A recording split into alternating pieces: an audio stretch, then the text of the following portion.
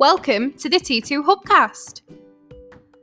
Join Martin, Dave, Spencer and guests as they discuss all things personal and professional development. The T2 Hubcast, brought to you by the People Performance People.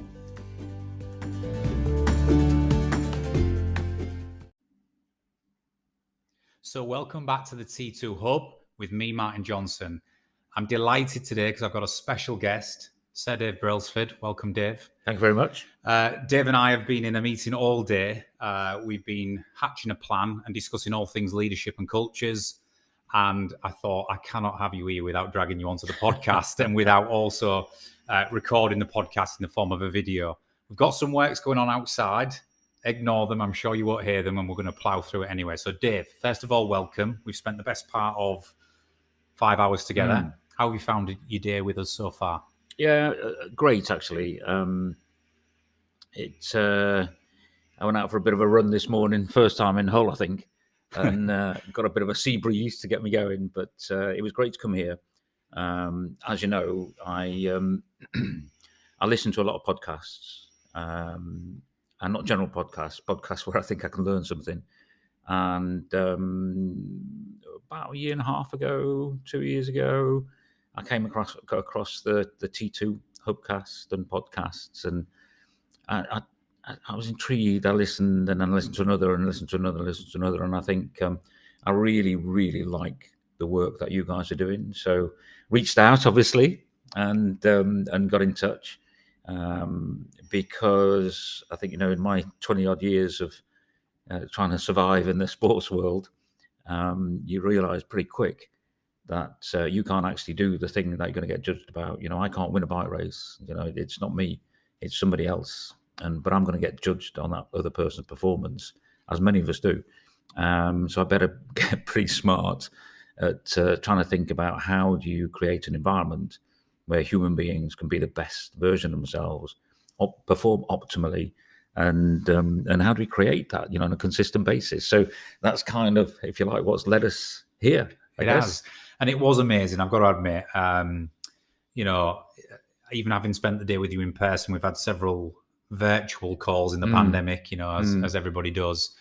And, when I said, Dave, how did you hear about us? How was all this come about? And you said, well, I listen to your podcast when I'm on my bike. Honestly, I nearly fell off my chair. It was like somebody listens and somebody of significance. So that's really good for us because we put a lot of time and effort into authentically recording content and doing what we do. We don't have scripts like we don't today. We don't have plans. We don't. We generally sit down, table a topic, and discuss it, whether that's on video or on a podcast. So I think the authenticity and the natural style of it tends to resonate with people. And obviously, I think the first one you said you listened to that caught your eye was the organizational development and design one. Yeah. What's the difference? Yeah. We throw these terminologies around, and then that led to you obviously listening to the other ones. But we've had a great day today, and I think at the time of this podcast going out, would probably be safe to say that we've contracted to support you in the Ineos Grenadiers in the 2021-22 season to work with you on some leadership stuff and cultural stuff. We're absolutely thrilled and delighted. I think we have a better idea now of what that's going to look like. But I guess my question to you, Dave, is this. Obviously, you've been there, seen it, done it. You've had plenty of success. You've had plenty of ups and downs, plenty of challenges. But you're sort of still in that frame of mind where you're looking for the next thing. You're looking for how you can bring new, innovative stuff in to just help that performance, help find those gains, to use a classic saying, but anything that you can find that will help you and the team be successful.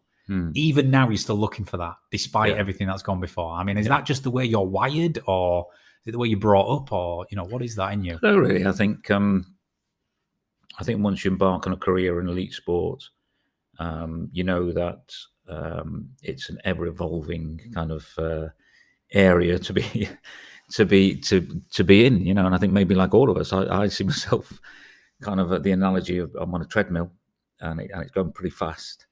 And I've got to keep running if I want to stay on that treadmill. And if you decide you want to slow down a little bit, you're going to fall off the back. You're just going to get shot off the back of the treadmill, then you're gone. So either keep running very, very fast or get off the treadmill, And keep running fast for me means that you've got to keep abreast of anything which will help you with your development of people.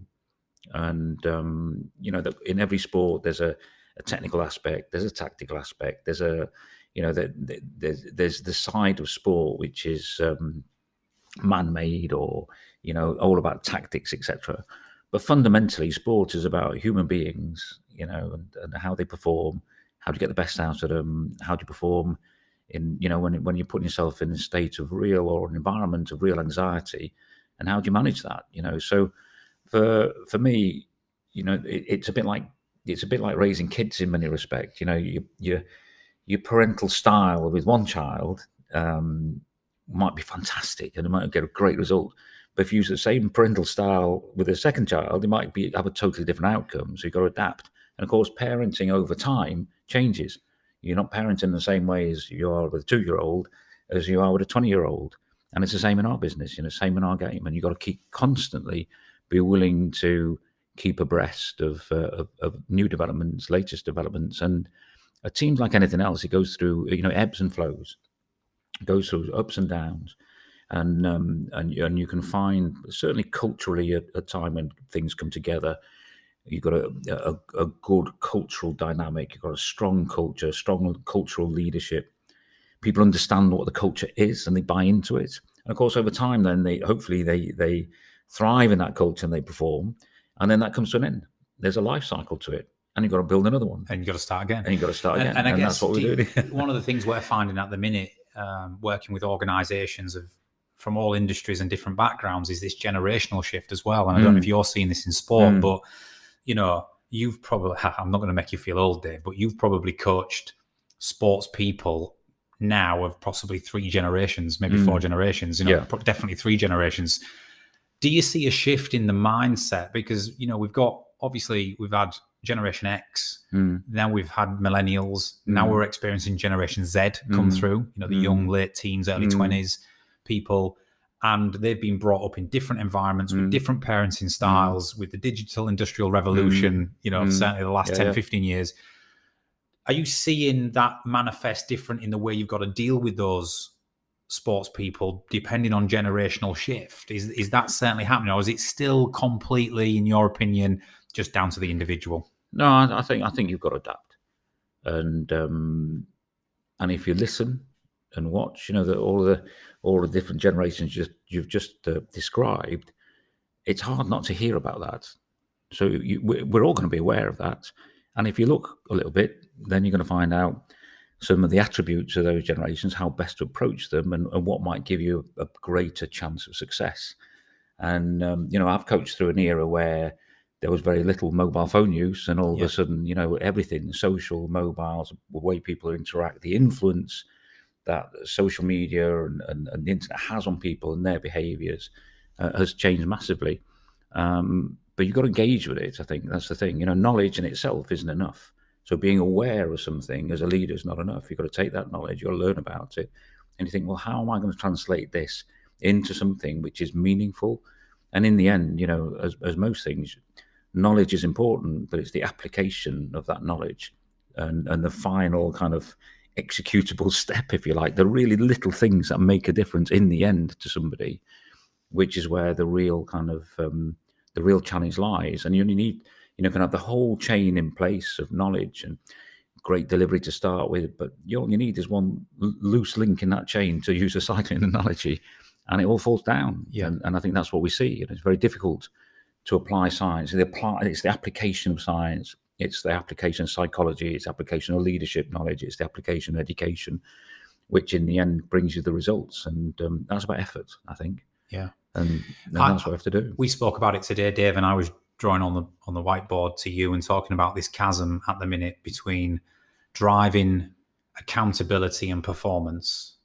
And if you think back 2 generations and sort of through the 80s and 90s in elite sport and in overall performance, it was very much a driving performance and accountability and very much at times autocratic and directive as a general rule.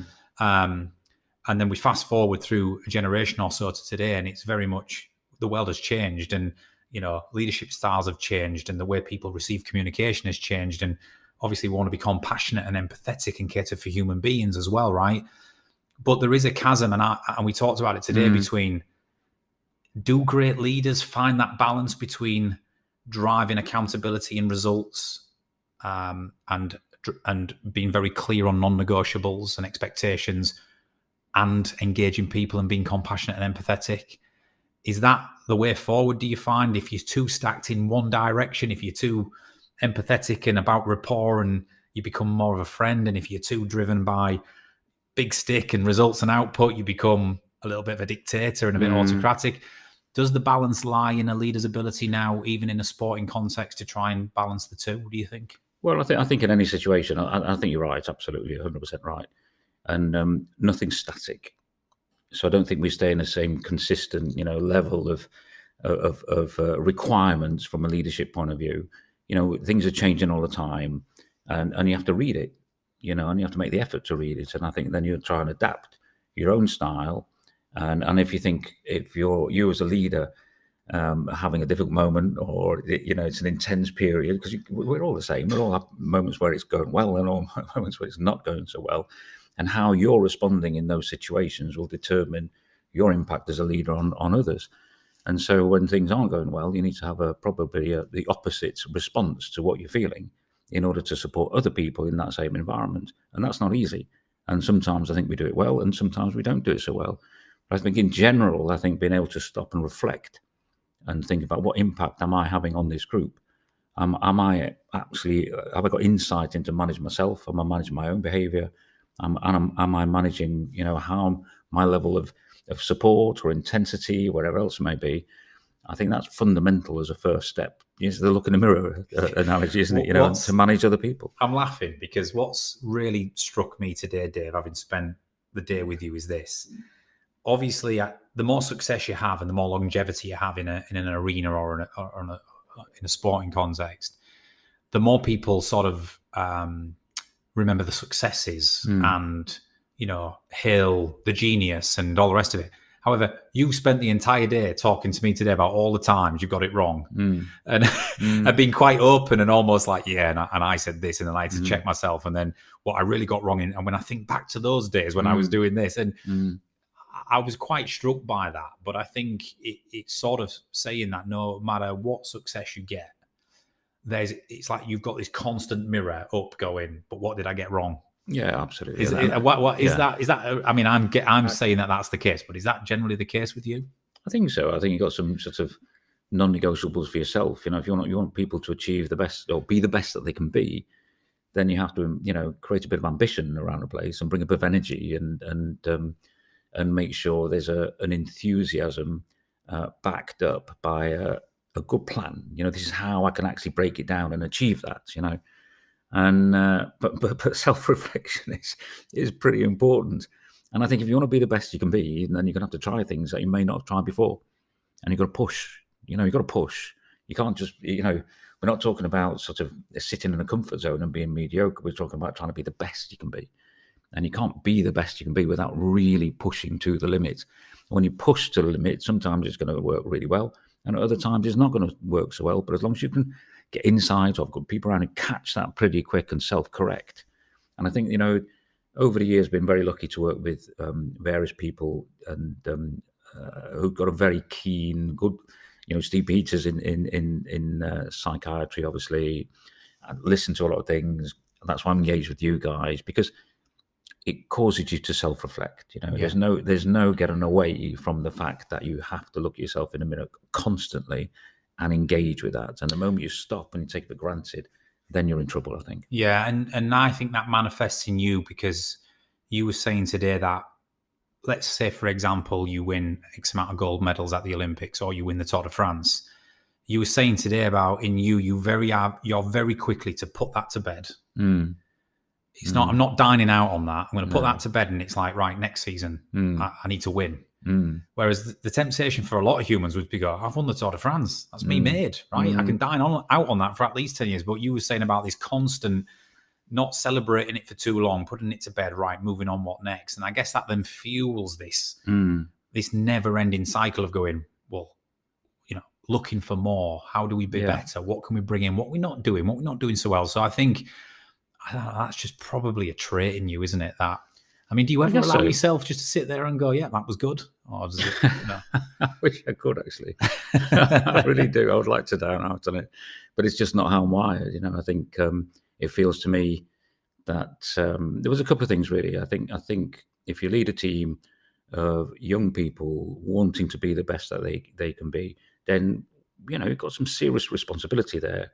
It's not about me, it's about them. And I'm here to enable their performance and support their performance, their careers. And if you're going to take that burden of responsibility on board, then you've got to take it seriously, I think. And you have a duty of care, really, to be the best you can be. How can you expect, you know, it just doesn't stack up to me. We used to talk about podium people, where if you want a performer to get on the Olympic podium or be on top of the podium, then why would we accept that everybody else around in supporting that individual wouldn't be striving to be on the podium themselves? So if I'm going to be a team principal or a performance director, who's the best performance director or a team principal in the world? And if they're on the podium, what are the attributes that's putting them there? How do I stack up against that? And how am I going to strive to get there? I think it's just a given. And I think the other thing for me, unfortunately, is that every time I go to a race, it's as if I had my chips and a collection of chips, as it were. And every time I go to a race, I just put the whole lot on red or black, roll the dice, and it's all on the line as far as I'm concerned. And that's just my mentality. And I think that drives me on. It's almost that mantra of, there is no middle ground. You win or you lose. You know, we're massive on that at the minute when we're working in education and with younger generations around. It's not this taking part, you know, notion. There is always winners and losers in life in any endeavor. And I remember watching something, I don't know if it was an interview or a documentary with you, where at the end you was asked the question around, you know, is driving a really high performing environment worth all of it? And it was like, well, we're here to raise a nation of winners, not you know, a nation of losers. And I think, you know, yes, generational shifts are meaning we have to do that in a slightly different way, and that we have to be more informed about communication styles and behaviors and empathy and compassion and all the rest of it. However, ultimately, it's about winning. And in a sporting context, there's no other way, is there? You know? No, and that's what we set out to do. You know, we set out to win the biggest races in the world, and we get judged on it. You know, that's how people will judge us. I would caveat that and say, in the end, you know, we can only be the best that we can be, and striving to get personal excellence and achieve the best that we can possibly be. And if that's the best in the world, great. But if it's, I don't know, 100th in the world, if it's the best that you can be, and you're achieving personal excellence, then that's where you're at, you know. So we're in the business, you know, as the team that we are, trying to achieve the, you know, trying to race in the biggest races in the world and setting out to win them, then absolutely, you know, we're there to perform and win those races. But I think we should also bear in mind that you can win without winning at times. You know, it sounds a bit ridiculous, but and it's not contradictory, I hope, but you know, personal excellence is what we're all striving for in the end, isn't it? The best version of ourselves, the best we can be, and we can support one another to achieve that. So I've got one last question before we finish, just on a little bit around our work together going forward. I've got enough time, haven't we? We've got enough time. So I've worked in sport before, as you know, albeit only once or twice in a T2 capacity, and nowhere near the level that you've operated at. But it seems to me very much like, we talked about the elite sports equation today, and I put talent right at the center of it. We work in many different sectors, and talent, having the right talent and the right personnel within a team, seems to me in sport more important factor than any other industry that I've worked in. Cultures, leadership, everything, you know, technology, innovation, support, everything is an ingredient of success. But it seems to me in certain sporting environments that if you just have the best players, the best talent, the freak, you know, once in a generation sports person, does any of the other things matter? Can you still win purely just with the right talent, or do you think it's much deeper and more than that? Because I think talent alone is if you like, you need the talent to win, but there's potentially more talent out there who aren't getting the opportunity to fully flourish and demonstrate their talent because of all of the factors around them, really. So that might be environment, that might be leadership, it might be belief, it might be all the other components of sports now that exist in all the ologies around sports. But I really do think people, talent is important, but we're in the business of enabling people to really, really get the very, very best out of talent. And you've got to believe in that. If we don't believe in other people, why are they going to believe in themselves? And when we started out many moons ago, when I first started out with the British cycling program, we did 1 gold medal in 76 years of trying. And we went from there a very short period of time to winning a lot. And why did that happen? People didn't believe it was going to happen, but actually slowly but surely we had the talent. We enabled a sort of a human program. Really, it was a people program that we tried to bring into the fore at the velodrome, and then apply that to cycling, as it were. And lo and behold, they were champions everywhere. And I'm not sure we'd have recognised them, everybody, as champions before they went out. So for me, talent's massively important. You're always going to get the talent of a generation, that's for sure. It's going to happen, be that in football and cycling, whichever sport. However, I think in the right environment, with the right support, the right encouragement, the right plan, the right tools, the right means to manage their barriers and challenges and overcome all of that, the right ambition, the right hunger, then there are a lot more champions out there than probably think. Awesome. Last question. 6 to 9 months from now, we've conducted some of the work that we're going to do together. We work with leaders in your organization. We drive a successful program. If there was one leadership outcome improvement within the environment that you'd like to try and achieve, what would that be? What does it look like? Well, I like the idea of, I think now in today's kind of world, as it were, integrated performance, or performance through integration of all the different kind of elements that go into it, the people around and provide services, etc., is fundamental. And getting people to integrate and collaborate, as we all know, isn't easy. We can get people into structures, we can get people into departments, but it's the bit between the boxes and the organogram that really matter. And I think one thing that we would really like to look back on in 6 to 8 months' time, look back and go, wow, we are really a collaborative organisation. And I think if we can achieve that, then the rest will look after itself. It's like we've got all the pieces. Exactly. We've got all the different facets. It's about bringing it together. Exactly. And in making the right it work environment, as one. The right mindset, with good leadership, the right talent, which I'm sure we got. But I think collaboration and integration, performance integration, they'd be the two. I know you asked me for one, but there's two there, hand in hand, really. And I think they'd be the two things that I think would be top of the list. Perfect. And if we've got a couple of minutes, have we got a couple of minutes? Just looking over at Dylan, who's overseeing the proceedings today. I'm putting you on the spot here, Dave, but I guess if you was, because I'm going to turn the events around here. If you was to ask me one question on anything, what would you ask me on this podcast? I think rather than asking about where we're heading, it was where you got your drive. And I think you've got a very structured mind. And I think when you impart knowledge, you do it in a very clear, concise way, and which is what attracted me to you guys in the first place. Where did that come from, really? Where did that come about? Yeah, it's my drive, I think, partly is from my upbringing, and also wanting to have better than what I had, I think, as a working class person from Hull. So I always had an initial drive to succeed. But I guess in this particular area of developing others and people and leadership and consulting, there was a great mentor of mine in the military called Wayne O'Kell MBE. He got an MBE for services in the military, and he was my rugby coach at the time. And I was quite an outspoken person. I was quite larger than life, and it wasn't always serving me well, Dave. I've got to admit, right? And everybody used to try and cut me down and say, "You need to back off. You need to stop being so outspoken. You need to stop being this." And this particular person said something different to me, and I'll always remember it. And I quote him in my book. He said, never change what you have, that aura, that presence, that strength. However, you need to learn to harness it in the right direction. If you can learn to sort of channel and harness it, you will be capable of incredible things. And that was the moment. I always remember as early 20s, that was the defining moment where I was like, yeah, you know, he's right and I could do this. So then I started reading books. I started going on courses. I started to develop myself, and that unlocked a whole different mindset for me.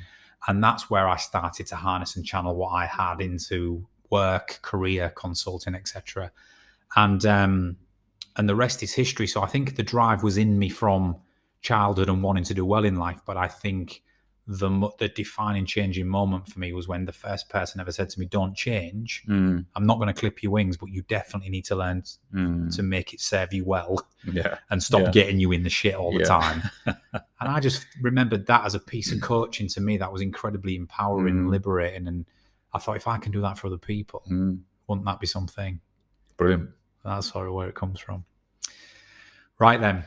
We're going to end it there, Dave, because we're almost at time. But thank you for your time today. I am looking forward to working with you and the Grenadiers and Ineos. Let's see where it goes. Thank you for being part of the podcast. We'll wrap that up there, and we'll be back shortly with another T2 Hubcast and T2 video.